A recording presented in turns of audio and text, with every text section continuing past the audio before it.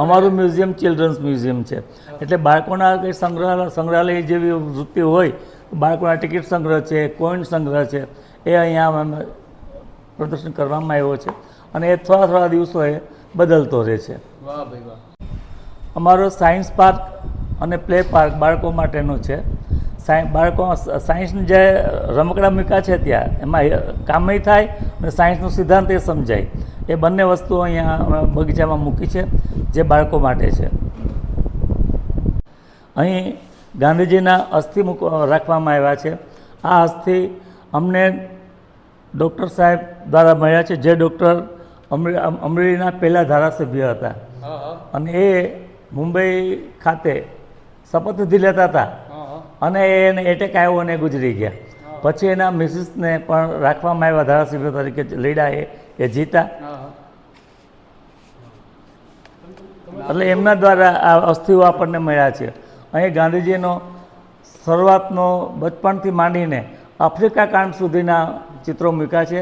બીજી ગેલેરીમાં ઠેઠ એને મૃત્યુ સુધીના ચિત્રો છે. મહાત્માજીના બધા ફોટાના પણ તમે દર્શન કરી રહ્યા છો અત્યારે. તો દર્શક મિત્રો, હવે આપણે જે આવી ગયા છે આ કયો વિભાગ છે? પ્રકૃતિ વિભાગમાં આવ્યા છીએ. તો તમે પ્રકૃતિ વિભાગની અંદર ખાસ કરીને પક્ષીઓ, પ્રાણીઓ એ બધા ટપ કરીને રાખવામાં આવ્યા છે. આ બધા પહેલાં થઈ ગયા એટલે પણ હવે 1976ના વાઇલ્ડ લાઈફ નિયમ પ્રમાણે હવે રાખી શકાતા નથી, પણ આ 75 પહેલાં બની ગયેલું છે એટલે આપણે બધા જોવાનો લાભ છે આપણી પાસે. અને અલગ અલગ પક્ષીઓ મૂક્યા છે. બગડાઓ પક્ષીનો જુદા પક્ષી, આંગણાના પક્ષીઓ તો જુદા પક્ષી, શિકારી પક્ષીઓ જુદા પક્ષીઓ, એ આ પાણી કાંઠાના પક્ષીઓ. સંસ્થાના આ વિભાગની અંદર 3 વાઇલ્ડ હિંસક જે કહી શકાય છે, જે માંસ ઉપર જ જીવે છે, એવા 3 વ્યક્તિને મૂકવામાં આવ્યા છે. 3 પ્રાણીઓને મૂકવામાં આવ્યા છે. એક છે દીપડો, બીજો છે આપણા ભારતનું ને ગુજરાતનું ખરું પણ ભારતનું ભૂષણ, ભારતનું ગૌરવ, એક ગીરનું લાયન, ગીર લાયન જે છે એ ભારતની અંદર એક જ જગ્યાએ આપણને સૌરાષ્ટ્રમાં ગીરમાં મળે છે જોવા. હવે તો ગુજરાતના બધા ગામડે બધા આખા ગુજરાતમાં, સૌરાષ્ટ્રમાં સિંહ પહોંચી ચૂક્યા છે. આ જે છે એ દીપડો, આ દીપડો આઝાદી પછી 1964-65ની અંદર આ દીપડાએ બાજુનું ગામ વરસડા છે, વરસડાના ઈશ્વરિયાના એરિયામાં ખૂબ તરખાટ મચાવ્યો હતો. ઇવન કે માણસોને પણ ઉપાડી લેતો હતો એ. ત્યારે વન વિભાગવાળાએ બહુ એની માટે જહેમત ઉઠાવી. સરકારે પણ એને કહ્યું કે તમે આને ગોઠવો, પણ એથી દીપડો હાથમાં આવતો નહોતો. છેલ્લે કાઠી લોકોએ કીધું કે બાપુ અમને તમે કહો કે અમને જો પરમિશન આપો ને અમારા માથે કોઈ ગુનો ન બને તો અમે મારી દઈએ. અને સરકારશ્રીએ પરમિશન આપવામાં આવી એને. અને પછી એ કાઠી લોકોએ આ દીપડાનો શિકાર કર્યો હતો. એ વરસડામાં શિકાર થયો છે આનો. વરસડામાં શિકાર થયેલો છે આ જે દીપડો. ઉપર તમે પણ જોઈ શકો છો. અમારા બાળ સંગ્રહાલયમાં એનું માધ્યમ અમારું બાળક છે. સંગ્રહાલયનું હેતુ છે બાળકને માહિતી આપવાનું. તો શરૂઆતમાં આપણી પૃથ્વીની ઉત્પત્તિ થઈ હોય ત્યારથી અમે આમાં વિભાગમાં મૂક્યું છે. સૂર્યમાંથી પૃથ્વી અને નવગ્રહો ઉત્પન્ન થયા. એ પછી આગળ હાલતા ઘણા વર્ષો પછી જલચર જીવો ઉત્પન્ન થયા. જલચર જીવો કેવા હતા? અમીબા જેવા. એ નીચે બતાવવામાં આવ્યા છે. પછી કાલક્રમે પાષાણ યુગ આવ્યો અને પાષાણ યુગની અંદર પણ ધીરે ધીરે જલચર જીવોના અને અન્ય જીવોના ઉત્પન્ન થયા. એ પણ અહીંયા મૂકવામાં આવે છે, બતાવવામાં આવે છે બાળકોને. અને જલચર જીવો છે બધા, એ પણ આપણે ઓક્ટોપસ વચ્ચે છે. વાહ સ્ટાર માછલી ઓરિજિનલ અંદર છે અહીં અલગ અલગ પ્રકારની જલચર સૃષ્ટિ મૂકવામાં આવેલી છે ફોર્મેલિનમાં. સમુદ્રી જીવાશ્મી મૂકવામાં આવ્યા છે. તેને ચિલોત્રો કહે છે અને અંગ્રેજીમાં એને હોર્નબિલ કહેવામાં આવે છે. પણ આપણી લોકલ ભાષામાં લોકલ લોકો શું કહે છે? લોકલ લોકો એને વહુઘેલો કહેવામાં આવે છે. વહુઘેલો એટલા માટે કે ચિલોત્રી જ્યારે ઈંડા મૂકવાવાળી થાય ત્યારે આને એક ગુફામાં મૂકી દે અને પોતે આ પોતાની મોટી ચાંચ વડે માટી લઈ આવી અને ઢાંકી દે. માત્ર ચિલોત્રીનું મોઢું બહાર નીકળે એટલું જ એ પોતે બહાર રહે.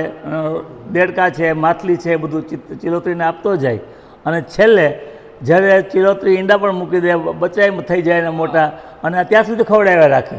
જ્યારે 4-5 દિવસ સુધી ચિલોતરો આવે નહીં તો ચિલોત્રીનો ખ્યાલ આવી ગયો કે પૂરો થઈ ગયો છે, ગુજરી ગયો છે. પછી એ પોતાનું એ પેલી ચાંચ વડે એ માટી ખોલ તોડી નાખે અને એમાંથી બચ્ચા પોતાનું નવું જીવન શરૂ કરે. આ જે ચાતક પક્ષીઓ જે છે હા, અને એ જે ચંદ્રની આમ જો ચાતક એ છે ને યસ. ટૂપી કરતા નથી કહેતા બે પ્રેરણા પ્રાણી ચાતક અને ચકવાર કહેવાય બે પક્ષીઓ. ચક્રવાક, હા ચક્રવાક, ચકવો કે ગુજરાતી બાસી ભાષામાં, જેને અંગ્રેજીમાં ફોસિલ્સ કહે છે, એ અશ્મિઓ અત્રે પ્રદર્શિત કરવામાં આવ્યા છે. અશ્મિઓ એ શું છે? કાળક્રમે હજારો વર્ષ કે લાખો વર્ષ સુધી એ વસ્તુ પડી રહે અને પછી એની ઉપર એ વસ્તુ પથ્થર થઈ જાય અને એની ઉપર છાપ આવે. બે પથ્થર તોડવાથી જ્યારે છાપ જુદી પડે ત્યારે ખ્યાલ આવે કે આ વસ્તુ આનું અશ્મિ છે. એમ દાખલા તરીકે આ જે સફેદ લાઇનિંગ કરી છે એ શેનું લાઇનિંગ તમને સામે વાંચી શકશો તમે કે એનું અશ્મિ છે. એ એટલે પાન છે એની અંદર, એ પાનની પાન બે પથ્થર વચ્ચે આવી ગયું હશે અને છાપ પાને છોડી દીધી છે. ત્યારબાદ જે નકશો છે ગુજરાતનો છે સાહેબ, એવી રીતના બધા ગુજરાતમાં આપણે મોટા ભાગે કચ્છમાં અશ્મિઓ વધુ મળ્યા છે એટલે કચ્છને આપણે પ્રાધાન્ય આપ્યું છે. એ કોઈ પણ કાર્યક્રમે જમીનનો દટાઈ ગયો હશે એ પણ પથ્થર થઈ ગયો જુઓ તમે, એટલે એ પણ શંખનું અશ્મિ છે, શંખનું ફોસિલ્સ છે. અવનવા બધા તમે જોઈ શકો છો. આ બધા આવો એ પણ બધા અશ્મિઓ જ છે. ડાયનોસોર બાળકોના પરિચય માટે અત્યારે થોડા મૂકવામાં આવ્યા છે કે જે ફાઈબરના બનેલા છે અને વડોદરા ખાતે એ બનાવવામાં આવ્યા છે. મહાકાય હતા, એની પાસે હાથી બચ્ચું લાગતું, હાથી છે એ સસલા જેવડું લાગતું. મિત્રો આપણે રંગમેલ એટલે કે ગિરધરભાઈ સંગ્રહાલયમાં છીએ અત્યારે. તો અહીંયા અમને 95 વર્ષના દાદા મળ્યા છે, જેઓ અત્યારે આ સંગ્રહાલયના હેડ ક્લાર્ક છે. તો દાદાને પૂછીએ દાદાનું નામ શું છે ને શું સેવા આપી છે અને વધારે પણ માહિતી દાદા આગળથી લઈએ. દાદા આપણું નામ શું છે? મારું છે મુકુંદરાય જટાશંકર અધ્યારો, MJ અધ્યારો, ઉંમર વર્ષ 95. બરાબર. હું આ સંસ્થામાં 1955થી સંકળાયેલો છું. અત્યાર સુધીમાં જે ટ્રસ્ટીઓએ કામ કર્યું છે એની ઉપર હું, દિનેશભાઈ, નિલેશભાઈ એ બધા સુપરવાઇઝ કરીએ છીએ. દાદા તમે કેટલા વર્ષથી સેવા આપી રહ્યા છો આ ભવનમાં? 1955થી આ સંસ્થામાં છું. મિત્રો 1955થી આ દાદા અહીંયા આ ભવનમાં સેવા આપી રહ્યા છે અને દાદાની 95 વર્ષની ઉંમર છે છતાં પણ હજી હાલમાં અહીંયા ઓફિસમાં આવીને બેસે છે, તો પણ એ અદ્ભુત કહેવાય. આપણે અત્યારે આવી ગયા છીએ જે સંસ્થાનું બીજું જે સંચાલિત છે જે બાળકો માટે, તો એમની તમામ જાણકારી આપણે સાહેબ પાસે લઈશું, કેમ કે આપણે આમાં અજાણ છીએ કે આ બધી વસ્તુમાં. તો સાહેબને આપણે કહીએ કે સાહેબ અમને જણાવો. આ સંસ્થાનો બાયોટેકનોલોજી વિભાગ છે કે જેમાં બાળકોને ખાસ કરીને ડીએનએ શું છે એ દરેક વનસ્પતિના ડીએનએ કે માણસના ડીએનએ એની ઉપરથી આખું કામ ચાલે છે. એટલે ઉપર આખું મેં ડીએનએનું ચિત્ર બનાવ્યું છે. જોઈ શકો છો તમે. પામવી જોઈએ કારણ કે ક્લોનિંગ એ ટોટલી કુદરતીથી વિપરીત હતું. એટલે જે વનસ્પતિમાં પણ ક્લોનિંગની સિસ્ટમ શરૂઆત થઈ હતી એ અહીંયા બતાવવામાં આવ્યું છે. આખી બુક છે અહીંયા, જે ડિસ્પ્લે થયું છે એની આખી બુક છે અહીંયા. એટલે 2-4 બાળકો અહીંયા જોઈ શકે, 2-4 બાળકો વાંચતા હોય, 2-4 બાળકો ટીવી પિક્ચરમાં જોતા હોય, એમાં અલગ અલગ રીતે એ ગોઠવી શકે બાળકો. આ સ્કૂલ આવી હોય તો થોડાક છોકરાઓ આ જોવે, થોડાક છોકરા આમાં જોઈ શકે, થોડાક સામે ટીવી મૂકીને એમાં પણ આ જ વસ્તુ બતાવે. જીવરાજ મહેતા ગેલેરી, કે જે જીવરાજ મહેતા ગુજરાતના પ્રથમ મુખ્યમંત્રી હતા, અમરેલીના હતા, એટલે અમરેલીમાં એની ગેલેરી હોવી જોઈએ એવું નક્કી કર્યું હતું. પરિણામે અહીંયા જીવરાજ મહેતા ગેલેરી સ્થાપવામાં આવી છે. એ સાથે સાથે ડૉક્ટર ગંભીરસિંહ સરવૈયાનું અમરેલીના સ્વાતંત્ર્ય સેનાની ઉપર એનો રિસર્ચ હતું. સાહેબની પ્રેરણા અને સાહેબના એના ફોટોગ્રાફને બધું એણે આપણને સંસ્થાને અર્પણ કર્યું. એટલા માટે અમરેલી જિલ્લાના સ્વતંત્ર સેનાનીની ગેલેરી પણ આ વિભાગમાં ગોઠવવામાં આવી છે. ડૉક્ટર ગંભીરસિંહ સરવૈયાએ જે પોતાના રિસર્ચ પેપરમાં જે બુક બનાવી હતી, એ બુક અત્યારે આપણે જોઈ રહ્યા છીએ. અને કેટલા ફ્રીડમ ફાઇટરો કેટલી જેલ ભોગવી હતી, કઈ જગ્યાએ જેલ ભોગવી હતી, એ બધી અત્યારે બતાવવામાં આવી છે અહીંયા. યસ, યસ, અમરેલી જિલ્લાના ક્રાંતિકારીઓએ.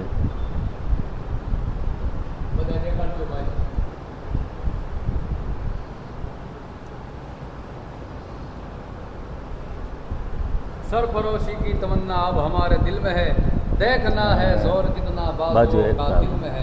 અહીંયા આપણી ફ્રીડમ ફાઇટર ગેલેરી પૂરી થાય છે અને ડૉક્ટર જીવરાજ મહેતા ગેલેરી શરૂ થાય છે. હા, જીવરાજ મહેતા ગેલેરી તમે જોઈ શકો. ડૉક્ટર જીવરાજ મહેતા ઉપર જેટલા પુસ્તકો લખાણા છે એ પુસ્તકો અહીંયા મુખપુસ્તક તરીકે મૂક્યા છે. વિદેશ છે અને એ પરિવારમાં જો તમે હર્ષવર્ધનભાઈ અને હનીબેન બે ઇન્ડિયન હતા, બાકી બધાએ ફોરેનમાં મેરેજ કર્યા, એટલે બધા છેલ્લે જોન ને કોલમેન ને એમિત ને કેરા ને સોના ને એવા બધા આવી ગયા. હવે ડૉક્ટર કાકાએ જે એના વખતમાં એમના પ્રેરણાથી અને એમના દ્વારા માર્ગદર્શન દ્વારા જે વસ્તુ ડેવલપ થઈ હતી તે civil hospital Amreli, K Parekh commerce college, Prataparay arts college, Kamani science college અને ITI અમરેલી, તેમજ બિલેશ્વર ખાંડ ઉદ્યોગ કોડીનાર. સુરખભાઈ વરુ એ ખુદ ફ્રીડમ ફાઇટર તો હતા જ, પણ સાથે સાથે એ અહીંના અમરેલીના જે એ વખતના રાજકારતાઓ સાથે બહુ સારો ઘરોબો હતો. આ સંસ્થામાં એમનું ઘણું બધું આવીને એને અમને માર્ગદર્શન કર્યું છે. આનંદચંદ ભાયાવાલા, કે જેના દ્વારા ઓલ ઇન્ડિયામાં નાના વૈદિક એસ્ટ્રોનોમીના યુનિટ ખોલ્યા છે. અમરેલીમાં જે કાંઈ વૈદિક એસ્ટ્રોનોમીના તેમાં એસ્ટ્રોનોમીની જે કાંઈ પ્રેરણા અમને મળી છે એ ડૉક્ટર અનંતચંદ ભાયાવાલા સાહેબ દ્વારા મળી છે. આ સંસ્થામાં આગળ સાહેબે વાત કરી એમ ભાયાવાળા દરબારે પણ 20 વર્ષ જેટલી અહીંયા સેવા કરેલી તેઓએ. વાહ, ખૂબ જાણીને ખૂબ આનંદ છે. વાહ વાહ. એમનું રિટાયરમેન્ટ દિલ્હીમાં થયું, દિલ્હી બાલભવનમાં હતા. દિલ્હી બાલભવનમાં રિટાયર્ડ જતા ને ગયા હતા. પછી 85 વર્ષની ઉંમર થઈ એમની. પછી દાદાને અહીંયા લાવવામાં આવ્યા. દાદા અહીંયા મારી ઓફિસ જે છે એમાં દાદાનું નિવાસ હતો. દાદા અહીંયા જ રહેતા હતા અને અહીંયા 20 વર્ષ એને સેવા આપી. 95 વર્ષની વયે એને અમે ભાયાવદર અને ચિત્તલ મૂકવા ગયેલા. વાહ વાહ. અને દર્શક મિત્રો, અમને દાદાએ ખૂબ સરસ સપોર્ટ આપ્યો છે અને તમામ માહિતી અમને આપી છે. આપને પણ સમજાય એમ કે અહીંનું જે બધી સંસ્થાનું છે એ બદલ દાદાનો પણ અમે હૃદયથી ખૂબ ખૂબ આભાર માનીએ છીએ. તો ચાલો, અમારી સાથે હજી પણ ઘણું બાકી છે. તો દર્શક મિત્રો, હવે આપણે આ સંસ્થા જે છે તેમાં અત્યારે આવી ગયા છે. જે કોમ્પ્યુટરનો જે રૂમ છે ત્યાં આવ્યા છે. ત્યાં સર પાસે આપણે થોડીક માહિતી લઈશું. આના વિશે કંઈક થોડીક અમને માહિતી આપો અમારા દર્શક મિત્રોને. આ કોમ્પ્યુટર સેન્ટર એક ગવર્મેન્ટ અમારી જે NGO છે એ ગુજકોસ્ટ જે ગાંધીનગર પ્રેરિત અહીંયા અમારા અમરેલી જિલ્લામાં કોમ્પ્યુટરના સામાન્ય વર્ગને પોષાય એવી કિંમતમાં વિવિધ કોર્સીસ જેવા કે CCC છે, C લેંગ્વેજ છે, પાયથન લેંગ્વેજ છે, એટલે નાના કોર્સથી શરૂ કરી અને લેંગ્વેજ સુધીના કોર્સ અહીં શીખવાડવામાં આવે છે.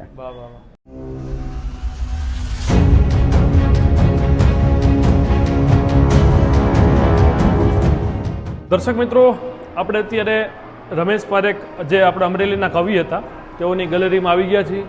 તો તમે જોઈ શકો છો કે પારેખ કવિ રમેશ પારેખ કવિ દ્વારા જે પુસ્તકો લખવામાં આવ્યા છે, પુસ્તકોના પણ આપણે દર્શન કરાવીશું અને પ્લસ એમનું જે નાનપણ જીવન અને એનું જીવન આખું કેવી રીતે નીકળ્યું છે, કેવા કેવા સંગમો સાથે નીકળ્યું છે, તો એવા બધાના દુર્લભ દર્શન તમને કરાવીશું. આ ફોટાના માધ્યમથી ગેલેરીમાં બધું દેખાઈ રહ્યું છે. તો મિત્રો તમે જોઈ રહ્યા છો કે રમેશ પારેખ જેઓ સ્ટુડિયોમાં બેઠા હોય એવો પણ નજરે પડી રહ્યા છે. તેઓ જાહેર સભા ટૂંકમાં કે જાહેર પ્રોગ્રામ કરી રહ્યા હોય, પોતાના સૂરો પાથરી રહ્યા હોય એ પણ દર્શન થઈ રહ્યા છે. અને સાથે સાથે તેમનું કુટુંબ પણ ઉપર દેખાઈ રહ્યું એવું લાગી રહ્યું છે ક્યાંક. તો કેમેરામાં તમે જોઈ શકો છો તેમનું કુટુંબ છે, પણ સાથે એમના નાનપણના પણ તસવીરો અને દ્રશ્યો પણ તમે જોઈ રહ્યા છો. તો અદ્ભુત ગેલેરી કવિ શ્રી રમેશ પારેખ આપણા જે અમરેલીના મૂળ વતની હતા, અમરેલીના જ હતા, તેઓનું આ અદ્ભુત ગેલેરી અહીંયા જોવા મળી રહી છે. તેઓની અનેક ક્ષણો પણ આમાં કેમેરામાં અને તસવીરોમાં જોઈ શકો છો. તેઓએ અદ્ભુત બધા પુસ્તકો લખ્યા હતા. તો મિત્ર, રમેશ પારેખ સાહેબનું એક કાવ્ય મારું બહુ ફેવરિટ હતું, આ થાય ટાણું કળીઓને મહેકે જડવાનું, ત્યારે ઉજવે એ પર્વ હસી પડવાનું. કોઈ કળી સૂરજને માંજતી તો કોઈ કળી વાયરામાં વીરડાઓને કરતી. આ બહુ અદ્ભુત કવિતાઓ એની છે. મને એક આપણી પ્રિય કવિતા પણ અહીંયા લગાવવામાં આવી છે, જોઈને બહુ ખૂબ આનંદ થયો.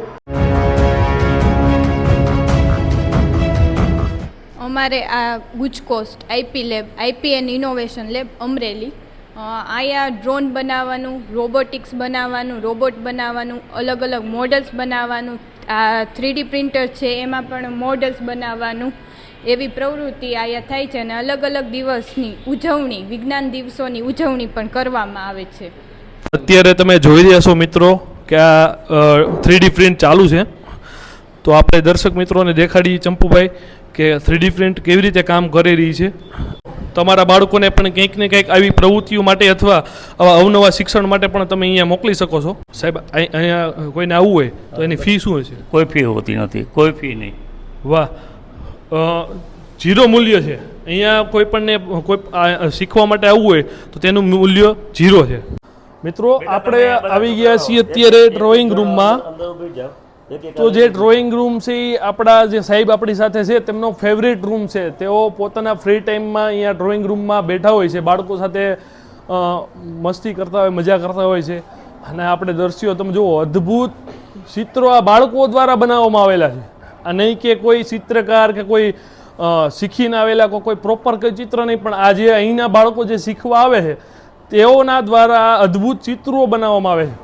તો તમે જોઈ શકો છો આ બાળકો ચિત્રનું કામ કરી રહ્યા. હવે તમે જોઈ રહ્યા છો આ દિનેશ સરના શું કહેવાય સ્ટુડન્ટ છે. અને જુઓ તમે કેવી રીતે એણે બનાવ્યા છે. જુઓ આ બધા ચિત્રો પોતે બનાવેલા છે. ચિત્રો 3 દી લાગ્યા ચિત્ર બનાવતા. આ બાળકો દ્વારા પેનથી ચિત્ર બનાવવાનું છે. જે બોલ પેન લખવાની આવતી હોય છે એ પેનથી આ ચિત્ર દોરવામાં આવેલું છે. ચિત્રો બનાવતા બનાવતા આ માટે આમાં 4-4 મહિનાનો પણ સમય લાગી જતો હોય છે. આ બાળક ચિત્ર દોરી રહ્યો છે, પણ સિંહનું ચિત્ર છે. તો આપણે એને આગળ જાણીએ એનું નામ શું છે. શું નામ છે ભાઈ? સરવૈયા રોનક.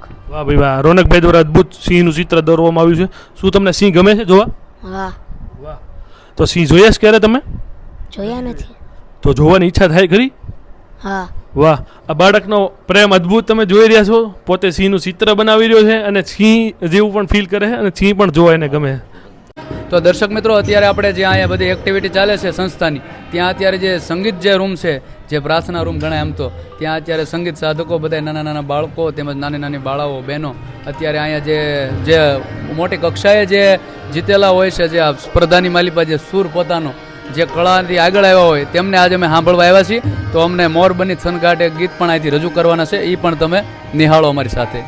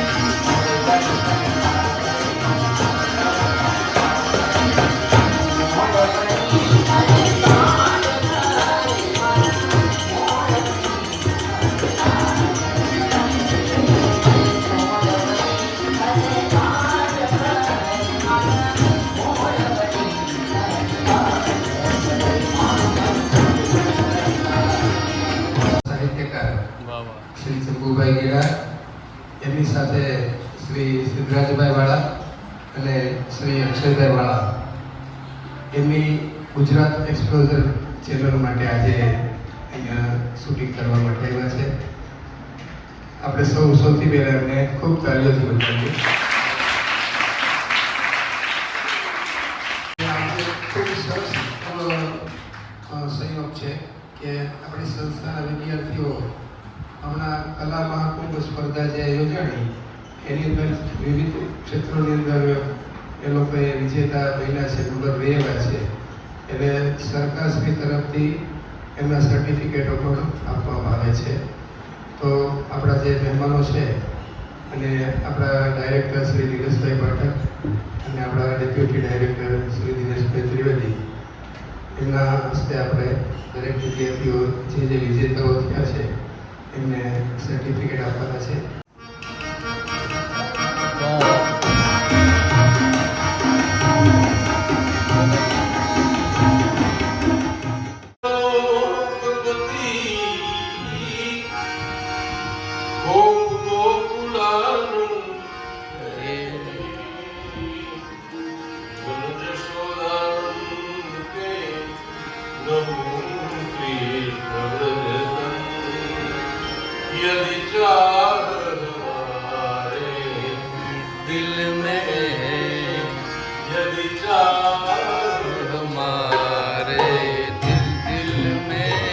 વાહ વાહ.